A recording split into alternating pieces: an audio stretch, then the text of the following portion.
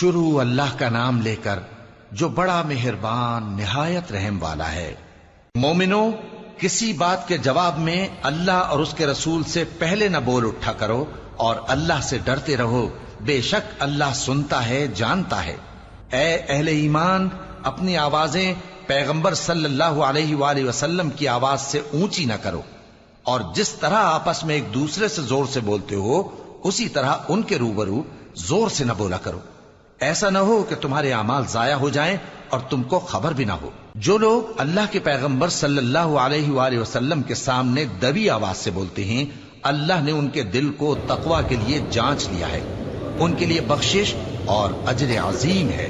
اے نبی صلی اللہ علیہ وآلہ وسلم، جو لوگ تم کو حجروں کے باہر سے آواز دیتے ہیں ان میں اکثر بے عقل ہیں، اور اگر وہ صبر کیے رہتے یہاں تک کہ تم خود نکل کر ان کے پاس آتے تو یہ ان کے لیے بہتر ہوتا، اور اللہ تو بخشنے والا ہے، مہربان ہے۔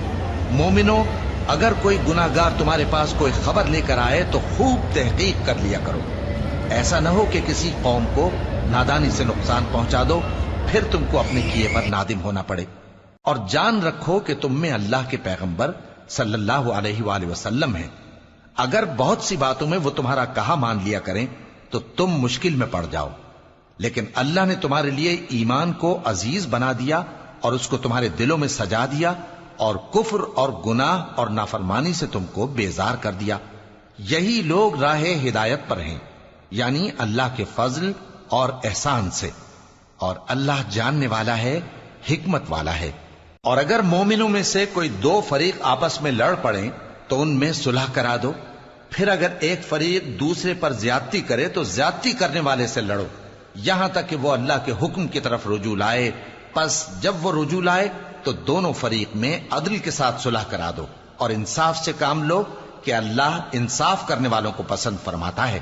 مومن تو آپس میں بھائی بھائی ہیں، تو اپنے دو بھائیوں میں صلح کرا دیا کرو اور اللہ سے ڈرتے رہو تاکہ تم پر رحمت کی جائے۔ مومنو، مرد مردوں سے تمسخر نہ کریں، ممکن ہے کہ وہ لوگ جن کا مذاق اڑایا جا رہا ہے ان سے بہتر ہوں، اور نہ عورتیں عورتوں سے تمسخر کریں، ممکن ہے کہ وہ جن کا مذاق اڑا رہی ہیں ان سے اچھی ہوں۔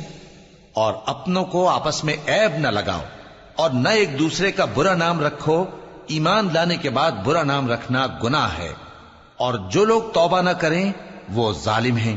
اے اہل ایمان، بہت گمان کرنے سے پرہیز کرو کہ بعض گمان گناہ ہیں، اور ایک دوسرے کے حال کا تجسس نہ کیا کرو، اور نہ تم میں سے کوئی کسی کی غیبت کرے۔ کیا تم میں سے کوئی اس بات کو پسند کرے گا کہ اپنے مرے ہوئے بھائی کا گوشت کھائے؟